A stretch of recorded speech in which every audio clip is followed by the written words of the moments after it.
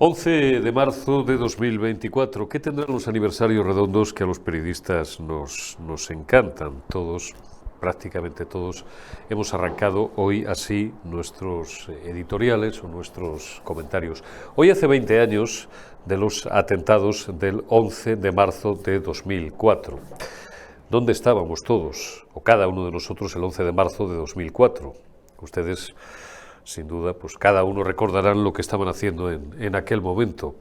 Los que ya trabajábamos en periodismo lo recordamos bien, desgraciadamente, ¿no? También los miembros de las fuerzas y cuerpos de seguridad del Estado, los sanitarios, muchos ciudadanos que en aquel momento pues, estaban en pleno corazón de Madrid, en la estación de Atocha o los alrededores, y de repente se vieron sorprendidos por aquella tragedia que sacó lo mejor y también lo peor de nosotros mismos. 20 años después continuamos sin conocer la autoría de estos terribles atentados y mucho me temo que nos moriremos sin conocerla. Como ustedes saben, ya en tiempo real se pusieron en circulación dos versiones, la oficial y decían otros la oficiosa o la real. Como dice el gran Lorenzo Ramírez, las dos son oficiales, porque como en tantas cosas en la vida, el poder crea su versión, inmediatamente crea, o cuando menos tolera, la disidencia controlada, precisamente para que no le incomoden. Y desde el principio también, el Comando Prisa tuvo especial interés en poner en circulación la versión de que aquello era un atentado yihadista, que no lo era, 20 años después, ya lo sabemos, aquello tenía de yihadista lo que yo de miembro de la conferencia episcopal, o quien, bueno, pues lógicamente luego comprobó las consecuencias letales que aquel atentado tuvo para las expectativas electorales del Partido Popular y para la derecha española, siguió aferrándose a la teoría de que había sido la banda criminal asesina de ultraizquierda ETA, que tampoco lo fue. Aquel atentado fue un atentado de carácter militar, cuyo alcance solamente podía estar en manos de uno o de varios servicios secretos internacionales o de militares o de mercenarios al servicio de otro Estado, que no era, por supuesto, el Estado español. La detonación simultánea de 4 trenes de la red de cercanías de Madrid, con la precisión con la que se hizo, causando 192 muertos, 192 víctimas mortales, había una víctima que estaba embarazada, conocen ustedes la historia, más, sumando la del pobre Torronteras, Francisco Javier Torronteras, el GEO, muerto en circunstancias, en mi opinión y la de muchos, nunca aclaradas, en aquel piso de Leganés, unos días después, elevaron la cifra a 193.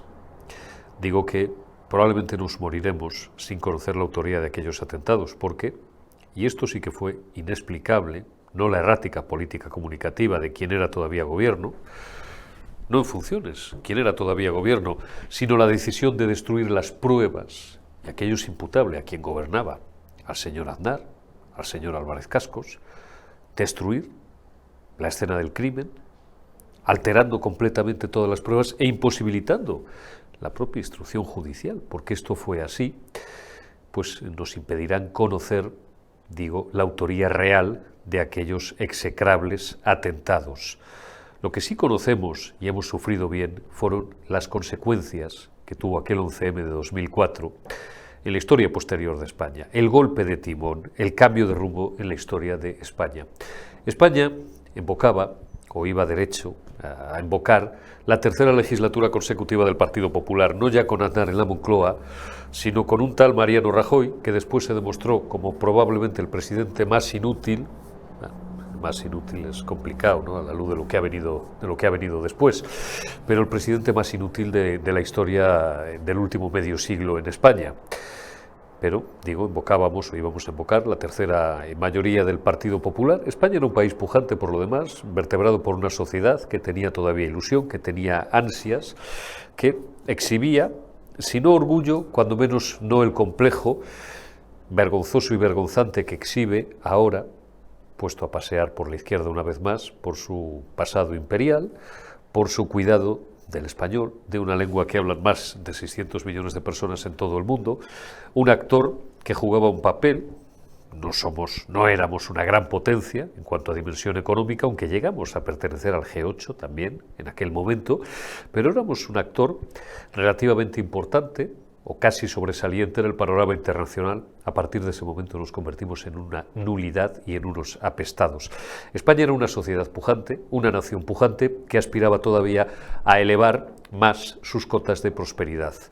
El 2004 posibilitó, los atentados del 2004 y los 193 muertos posibilitaron que un tipo, un individuo siniestro como José Luis Rodríguez Zapatero, llegara al poder y devolviera al Partido Socialista a la parte más lóbrega y más oscura de su historia, a la parte más criminal de un Partido Socialista, la comprendida entre 1931 y 1936, que, entre otras cosas, fue responsable o corresponsable de 2 golpes de Estado y que fue responsable o corresponsable de la última guerra civil, que no la única, aunque siempre se dice la guerra civil, la última guerra civil que han enfrentado los españoles y que dejó alrededor de 300.000 muertos.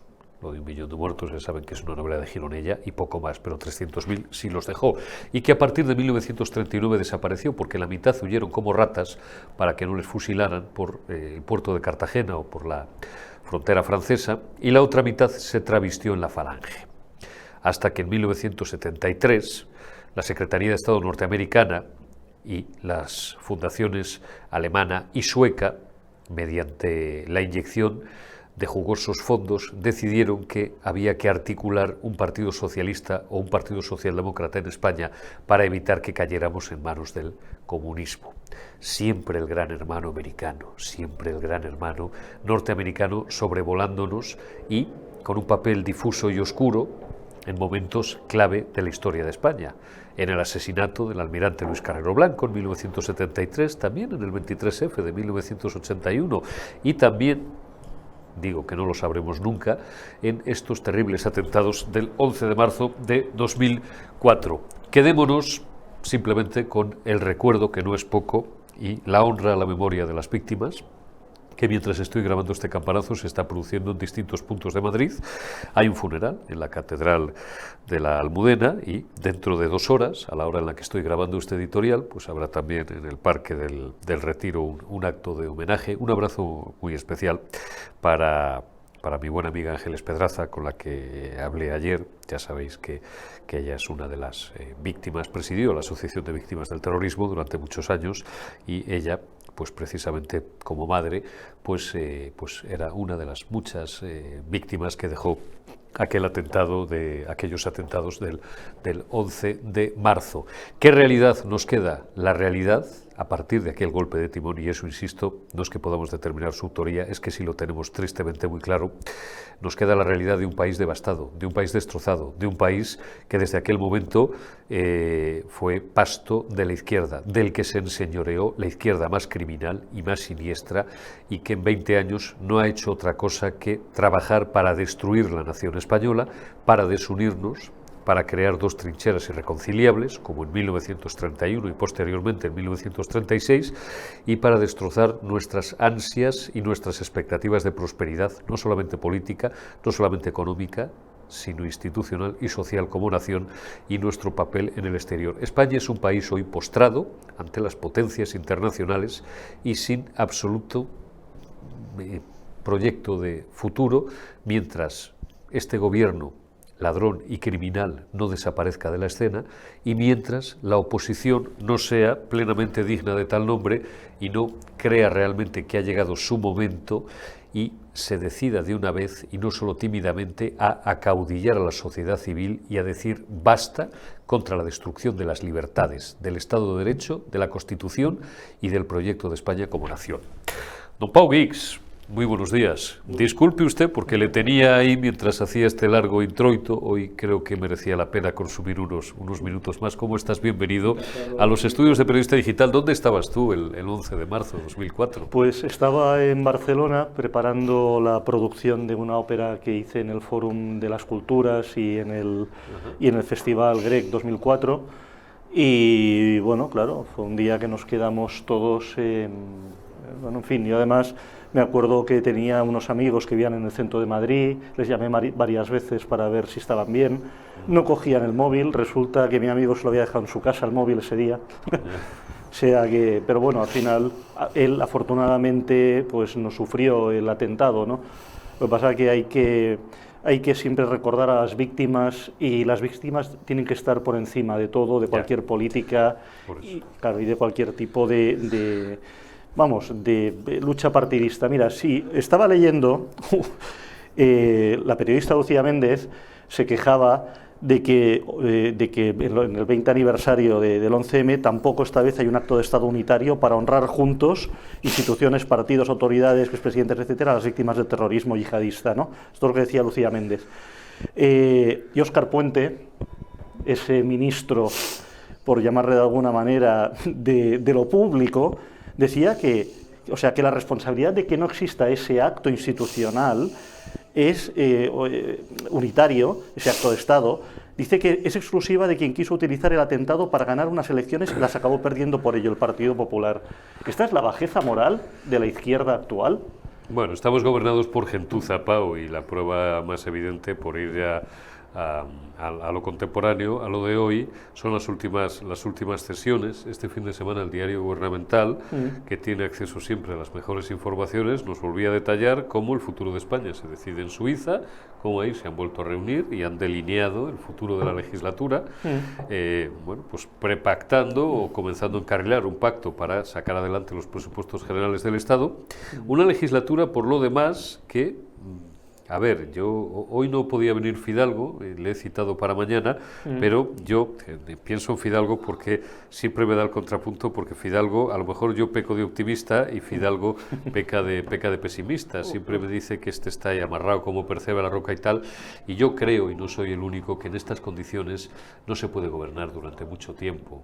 No más allá de las europeas de junio y de las catalanas, que como tú sabes, tocarían por ley en febrero de 2025, pero probablemente se adelanten. ¿Tú crees realmente que esta legislatura va a durar mucho? Yo creo que has ejemplificado el gran problema que tiene la sociedad española, ¿no? Que es que uno piensa desde la buena fe lo que haría él. Uno cree que la ética... el buen comportamiento, el buen gobierno, la responsabilidad que está asumida por la clase política. Pero de verdad, si alguien piensa que con esta izquierda actual que tenemos van a asumir algo, a ver, Sánchez se va a bunkerizar. Sánchez va a dar un cupo catalán, lo cual es la ruina absoluta y la destrucción económica de España, porque estamos hablando, si el cupo vasco ya es una ignominia, imagínate en una región que tiene 7 millones de habitantes, lo que puede suponer para las arcas del Estado.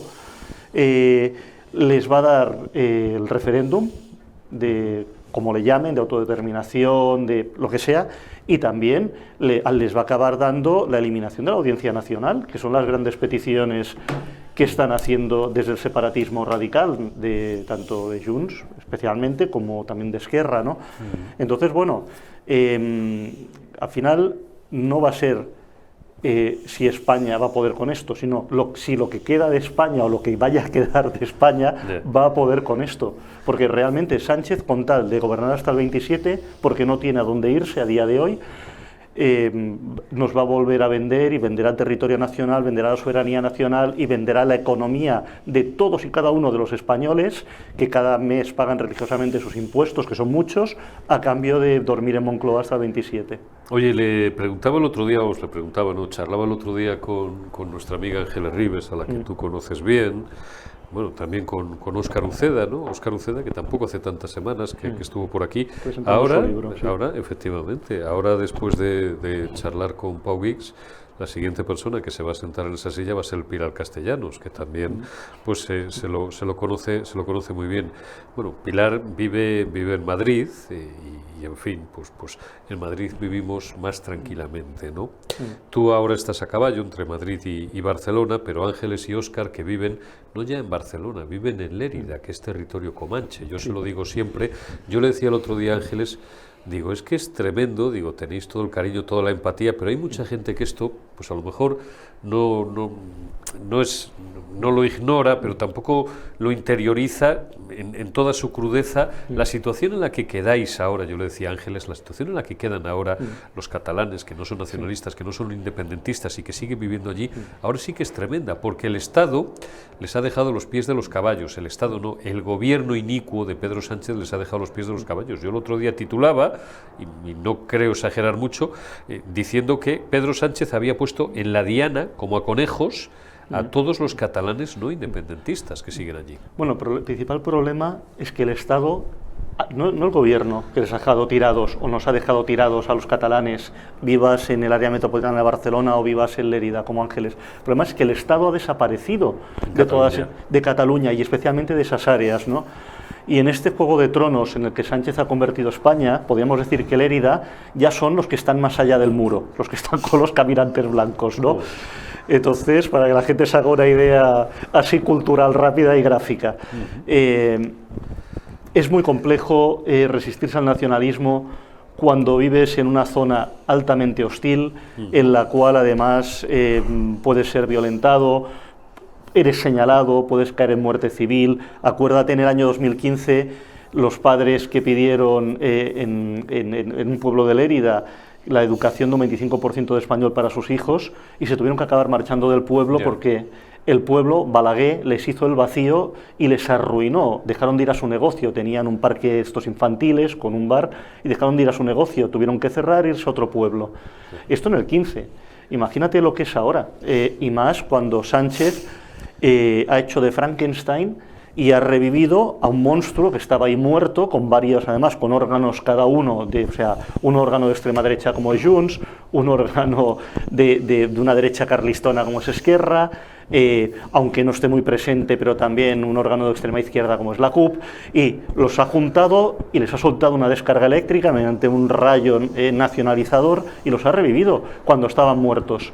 Entonces, pues estaban muertos, Pau, estaban en situación agónica el independentismo. Sí. A ver, varios comentaristas dijimos durante años que iba a haber un segundo procés, porque lo dijimos. Lo dijo el propio Fidalgo, también lo decía Miguel Jiménez, también lo decía Joan López Alegre, sí. O sea, también lo decía. Pero lo que nadie jamás imaginó es que el segundo procés iba a venir revivido por Moncloa y dirigido por Moncloa. Esto creo que es insólito, que desde la propia presidencia del Gobierno de la Nación destruya la nación. Todo por seguir durmiendo en el colchón ese nuevo de Moncloa que se compró Sánchez unos añitos más. Pero la ley es inaplicable. ¿Cómo reaccionará el independentismo catalán? Yo ya sé que hay gente que difiere también y piensa que a lo mejor esta teoría es un poco ingenua. No, no es ingenua. Oye, no estoy solo tampoco en esta tesis. Las últimas horas se la ha escuchado Rosa Díez, se la ha escuchado a más gente.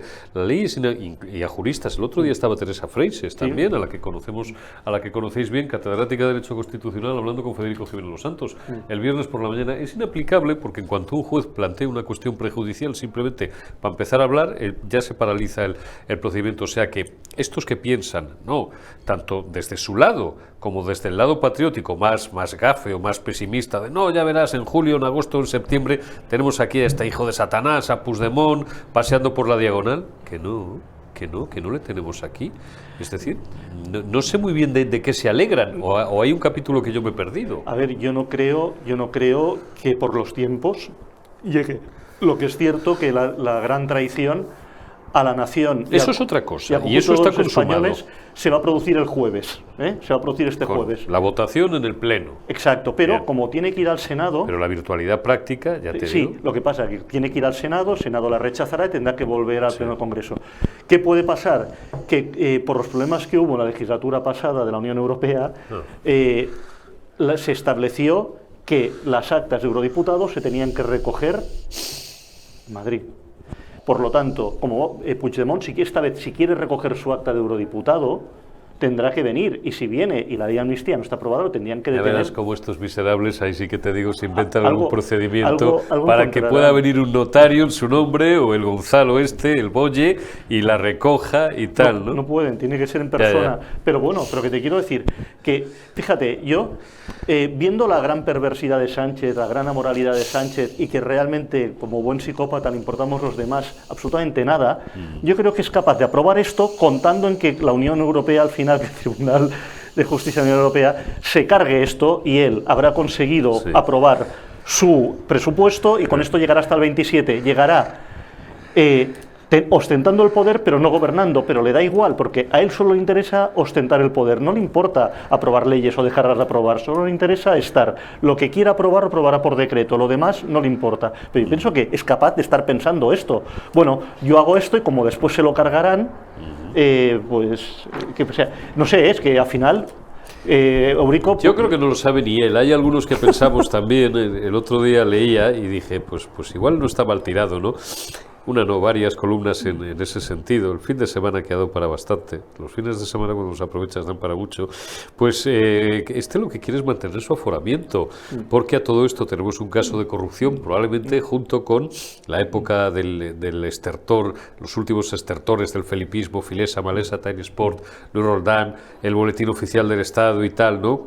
El peor escándalo de corrupción que ha sufrido el PSOE y cuyas derivadas aún hoy todavía son difíciles o las réplicas del terremoto, es difícil determinar hasta dónde van a llegar, que puede alcanzarle a él, porque ya no es que Koldo o Ábalos o el ministro Óscar Puente o el ministro Salvadorilla sean un inconveniente para Pedro Sánchez, es que él figura, el principal inconveniente lo tiene en casa, y a lo mejor si seguimos enterándonos de cosas y si seguimos viendo que la instrucción judicial avanza, porque nosotros aquí podemos decir misa, luego nos meten querellas y nos meten hostias en vinagre, pero si la instrucción judicial sigue avanzando, al juez no le pueden meter una querella, y a lo mejor en algún momento, más pronto que tarde, van a tener que dar explicaciones gentes de su entorno que no son aforados o él mismo. Por tanto, cuanto más tiempo sea presidente del gobierno, más resortes para garantizar su impunidad tendrá. Y la de su mujer, claro.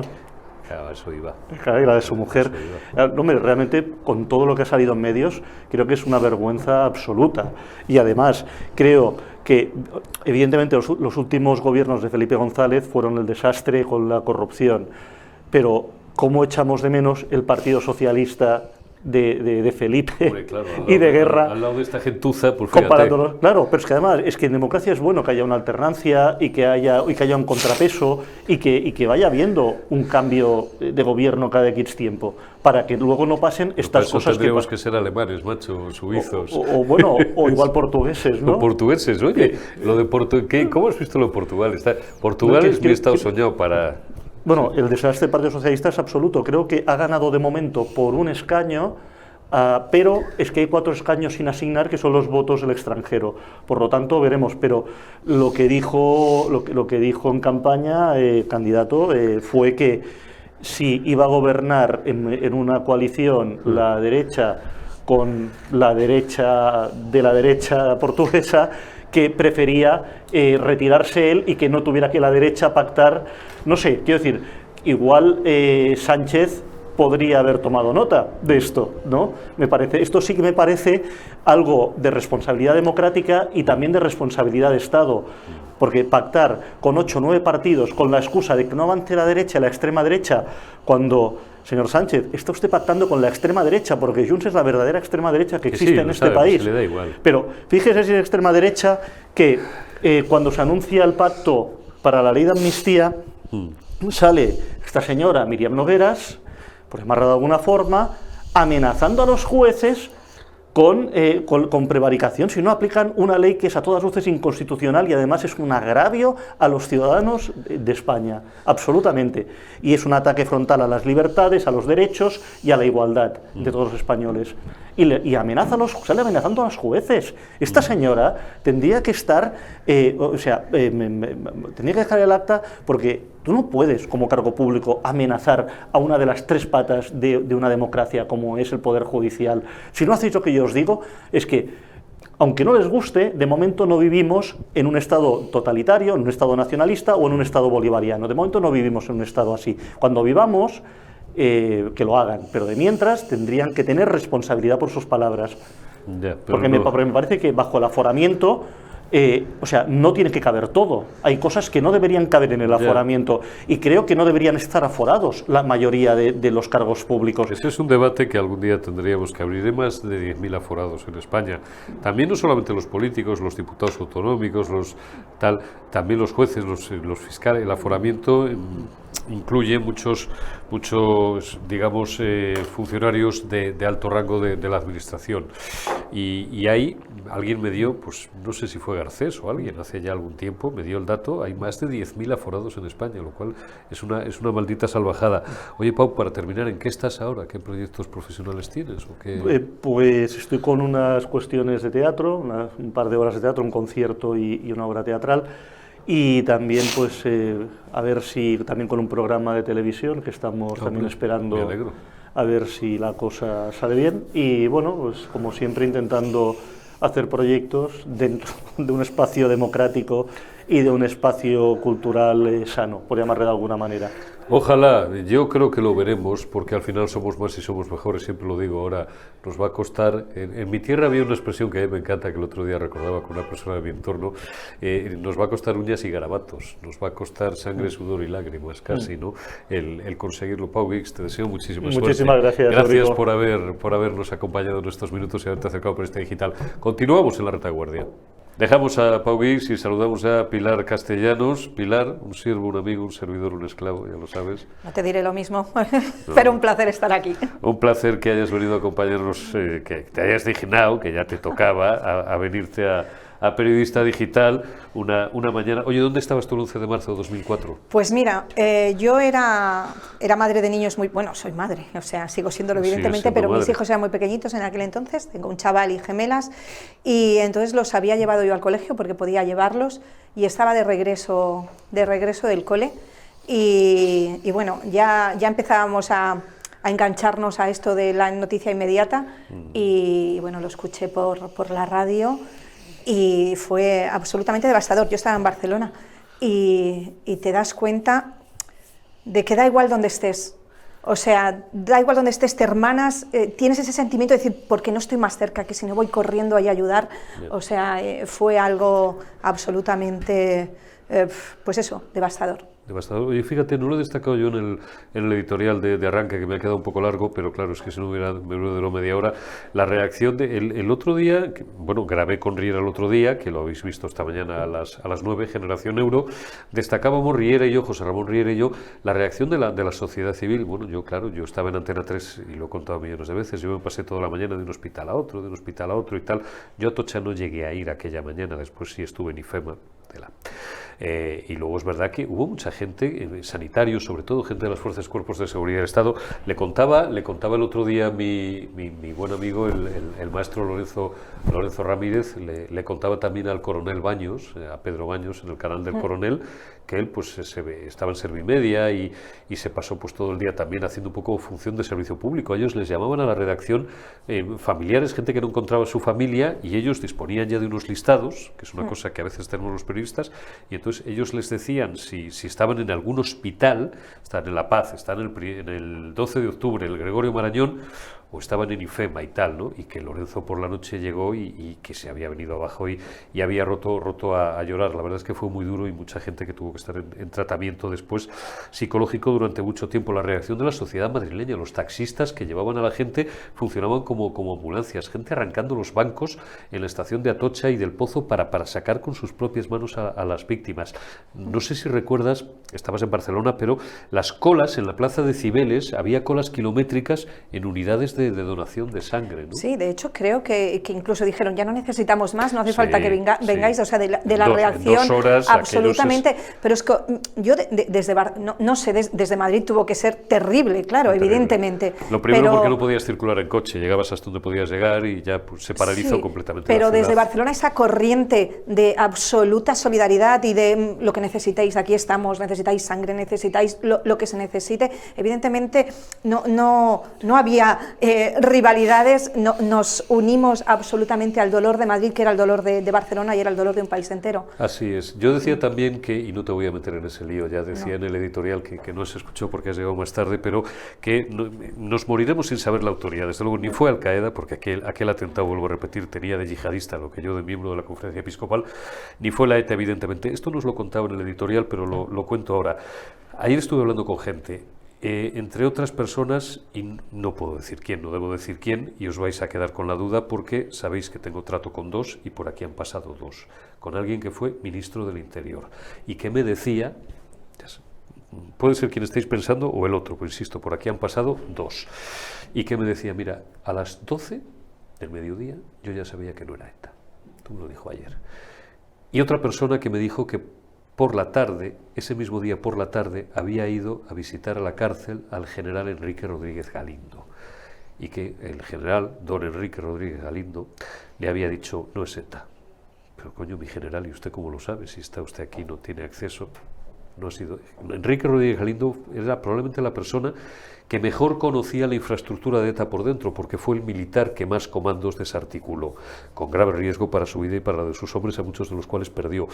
Y le dijo, ETA nunca ha tenido infraestructura para hacer un atentado de estas características. Un atentado absolutamente militar, con 4, como en las series que vemos ahora en Netflix, con 4 trenes que detonan en el acto, en el mismo instante, todo sincronizado, etcétera, con unos medios técnicos absolutamente tremendos. Bueno, no conocemos ni conoceremos la autoría. Os recomiendo el libro de Lorenzo Ramírez, no os lo voy a reventar, aunque estos días estuvo el otro día aquí con Josué, estuvo ayer o anteayer con el coronel, con Pedro Baños, estuvo en su canal también.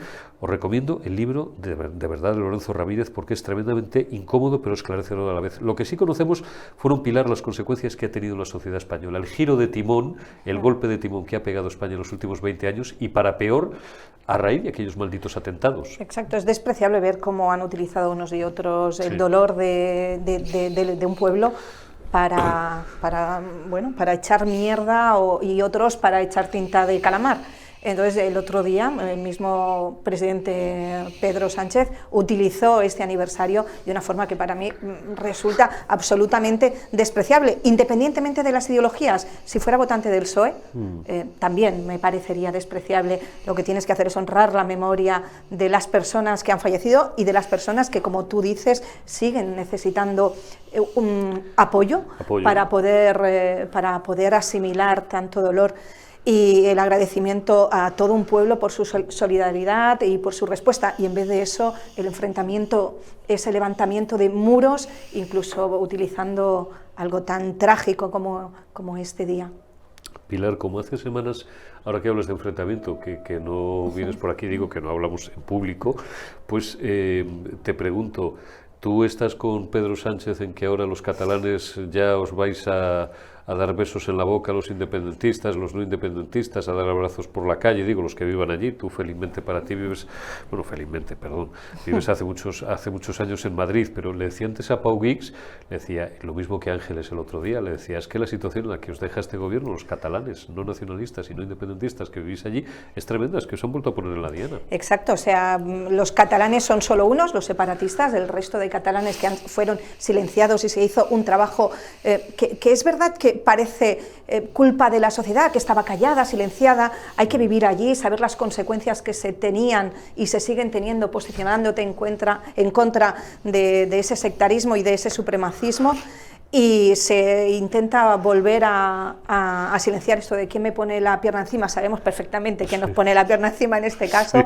Y bueno, es triste. O sea, yo no he visto imágenes de Barcelona o de Cataluña dándose besos y allí una orgía como en un libro de García Márquez, casi en un mundo onírico, ¿no? No ha pasado nada de eso, al contrario. O sea, ahora vuelves otra vez a ser señalado y te dicen, ¿ves cómo teníamos razón? ¿Ves cómo el Estado represor nos impidió ejercer nuestro derecho democrático? Entonces, bueno, volvemos a ver cómo nos consideran, a la mayor parte de la sociedad catalana no nos consideran y nos dejan a los pies de los caballos. Tú eres una persona informada y además con una capacidad analítica fuera de lo común y más para asuntos que tienen que ver pues, con lo que has vivido, con tu experiencia personal y con tu experiencia política. ¿Tú crees que dentro de unos meses Pucci, el payaso este de Waterloo, va a estar de vuelta en honor de multitud por la diagonal? Ahora, lo que sería triste, y es triste, el que podamos volver a tener como presidentes de la Generalitat, o sea, a gente delincuente, a delincuentes que han dado un golpe de Estado. O sea, es que no es cualquier cosa. ¿Y cómo vendrá Pucci? Evidentemente él no va a venir yo creo que, no sé, un yo creo que no va a venir tan un pronto. cambio de nuestro código penal, de nuestra legislación, para blindar absolutamente cualquier posibilidad de que sea imputado porque no sé si la ley de amnistía está tan blindada y tan... como... A ver, yo te abro un paréntesis, mi opinión, y ya la he dado varias veces antes y ya la semana pasada, es que no, porque cualquier juez puede plantear, y lo dicen los juristas. Yo se lo escuché y para mí lo que diga Teresa Freixes es palabra de Dios, porque hombre, es catedrática, algo sabe de esto, que estuvo el viernes, jueves o el viernes estuvo con Federico. Estuvo con Federico con la mañana y tú la conoces bien a Teresa. Yo no tengo el gusto y me encantaría, pues a ver si a través de alguno de vosotros llego, a través de ti, y me la trae y la entrevistamos un día porque es fantástica, es maravillosa. Dijo, cualquier juez, para empezar a hablar, por haceroslo fácil, puede plantear una cuestión prejudicial y ya con eso paraliza completamente la posibilidad. Es decir, ella decía que en la práctica esta ley es inaplicable. Claro. Y aquí no somos juristas, pero si lo dice ella, algo sabrá. Exacto, y además Teresa no habla desde la emoción, que podría porque hacerlo. Ella ha recibido en Cataluña pues el acoso, todo. Bueno, de todo. Pero ella siempre, en las entrevistas, que ya son unas cuantas que le ha escuchado, siempre desde un punto de vista absolutamente jurídico, técnico, jurídico. Sí, además con tranquilidad, con mucha capacidad didáctica, y entonces es un gusto escucharla y aprender de ella, una maestra absoluta. Sí, pues es inaplicable, por tanto, yo no creo que eso, y yo no sé eso hasta qué punto generará frustración, o eso también lo tienen calculado, lo tienen hablado, lo tienen pactado y lo tienen marraneado entre ellos. Y al final esto es un trampantojo hasta la escenificación de un acuerdo que entre ellos sabrán hasta dónde llegan y hasta dónde no llegan y hasta qué punto se fían los unos de los otros y los otros de los unos, etcétera, para intentar prolongar la agonía el mayor número de meses, o un año y medio posible. Pero yo tengo para mí, Fidalgo es más pesimista que yo, ya le conoces, no es que se agafe el hombre, pero hombre, siempre nos pone muchas veces, cuando hemos estado con él y tal, nos pone muchas veces ante, esto, tal. Y yo tengo para mí que, vale, ahora en abril las vascas, después en junio que se van a llevar una bufetada histórica, y después las catalanas que tocan en febrero, pero igual tú sabes que probablemente las adelanten, otoño, invierno y tal. Y más allá de ahí, el figura no pasa. Es que para mí esta situación es inmanejable, ingobernable.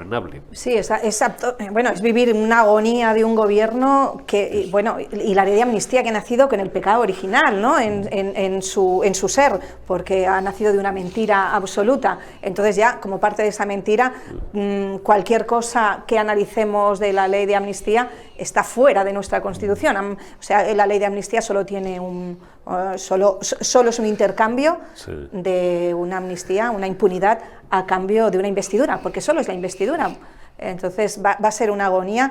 Se necesitan ambos, o sea, sabemos que unos necesitan a otros y se estirará lo máximo posible, como tú dices. Oye, call me Coldo, ¿has leído las declaraciones de Coldo esta mañana en OK Diario o le has escuchado? Pues no. Esta mañana le he hecho una entrevista a Joan Guirado, que es un tío, uno de los mejores periodistas políticos que hay en España, trabaja con Inda en OK Diario, y bueno, si es que Coldo era un tío muy conocido por los periodistas políticos, yo porque hace siglos que no piso el Congreso más que de visita, y por no verle la cara a más de 4 hijos de Satanás, o hijas de Satanás en este caso, que hay unas cuantas, ¿no? En mi oficio, no digo diputados ni diputadas, pero le conocían mucho los periodistas políticos, porque claro, si es que era la sombra de Ábalos, coño, y Ábalos, aparte de ese tono a veces un poco tabernario que tiene, pero Ábalos, es verdad que era un tío, luego, cuando quería, muy friendly con los periodistas, ¿no? Bueno, total, que le he hecho una entrevista a Joan Guirado y entonces le hemos oído la voz. Yo no he tenido nunca el gusto ni el disgusto de cruzarme con este personaje, y dice que él no tiene, en fin, que él lo único que quería era ayudar, que él habló con miles de personas aquellos días, que ya se demostrará que todo es mentira y que si ha cometido alguna falta o ha cometido algún error, no coño, si habrás cometido algún delito, que él está dispuesto a pagar por ello. Y le pregunta a Guirado, oye, pero y el incremento de patrimonial, que él no ha comprado ningún piso y que él ya lo explicará todo en su momento. Esta película ya la hemos vivido. Pues desgraciadamente lo hemos vivido y bueno, es absolutamente risible y de película de Torrente, o sea, ni Torrente en sus mejores sueños hubiera diseñado un personaje como Coldo, que ya es irónico que venga del mundo de los prostíbulos, sabiendo lo que sabemos de este PSOE y de algunos personajes que se mueven por los ambientes. Entonces es todo absolutamente, bueno, digno de la mejor película de estas, ¿no? De Torrente y de otras muchas que en nuestra tradición... Oye, pero si según ellos los puterillos son los de derechas. Bueno, claro. Joder, ayer algún cachondo, ayer o antes de ayer no te lo enseñé, ayer algún cachondo sacaba un tuit de José Zaragoza hablando de no a la prostitución, no a los puteros, no son tal... José Zaragoza, no digo que José Zaragoza sea putero, perdón, señor Zaragoza, que me tienes bloqueado, pero me la rasca, me da igual, porque es uno de los diputados por los que probablemente menos respeto político e institucional siento, pero si tienen el PSOE lleno de puteros, los además feministas. No es porque lo digamos nosotros, o sea, en los sumarios aparecen nombres y apellidos, o sea, quiero decir, esto no es, me parece, creo... Sí, ¿no? que le vi por allí alguna vez.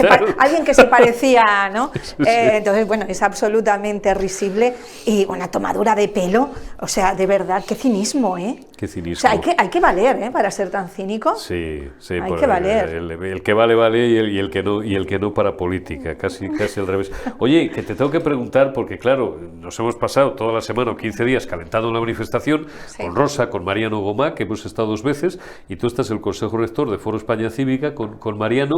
Yo creo que fue un completo y absoluto éxito. A ver, había muchas cosas en contra para que no fuera un éxito. El tiempo, hacía un frío de 3 pares de narices el sábado en Madrid. Sí, y pero luego un frío de... se ha silenciado esta manifestación absolutamente, o sea, es muy difícil que movilizar a los ciudadanos si no saben ni siquiera que hay esta manifestación, porque yo lo sé que muchos decían, ha habido manifestación, es que no me llegó. O sea, ese ejercicio de que llegue a todos no es fácil cuando tienes un montón de medios, los más importantes, que trabajan para que no llegue a los ciudadanos. Luego un tiempo, y bueno, no solamente hizo mal tiempo, sino que además se anunció que iba a caer en Madrid la de Dios.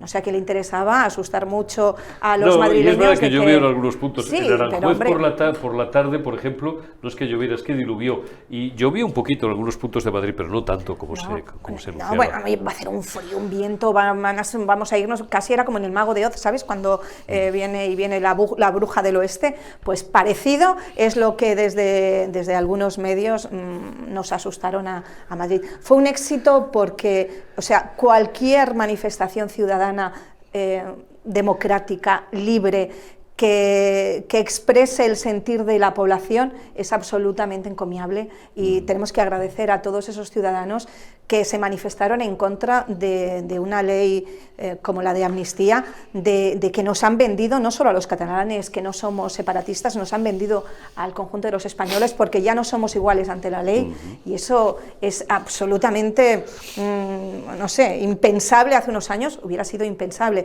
Luego la injerencia rusa se obvia completamente, es algo muy grave y que bueno, lo estamos dejando pasar como si fuera una nimiedad.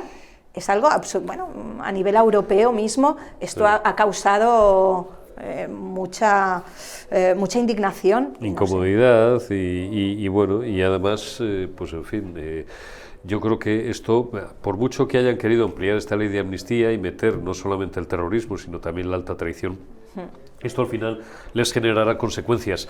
Pilar Castellanos, que muchísimas gracias por haberte acercado aquí, que siempre es un placer y un gusto, y vamos a ver qué nos va deparando la actualidad en las próximas semanas, pero que solo me queda despedirte con un Pedro Sánchez, ríndete, figura, está rodeado, a ver si se va de una vez. A ver si escucha, la voz de la calle. Lo que pasa es que cuando deje Moncloa, comentario serio, se tiene que ir de España. Bueno, pero es que no es porque lo diga la gente movido por una ideología, no, es que lo dice la gente movido por una indignación. Aquí no hay ideología, aquí hay indignación. Lo que están haciendo con el pueblo español es absolutamente denunciable. Pilar Castellanos, expresidenta de Sociedad Civil Catalana en Madrid, socia fundadora de Sociedad Civil Catalana y miembro del Consejo Rector de Foro España. Gracias. Muchas gracias a vosotros. Y gracias también a todos vosotros. Hasta aquí la retaguardia. Mañana más y mejor. Hasta mañana.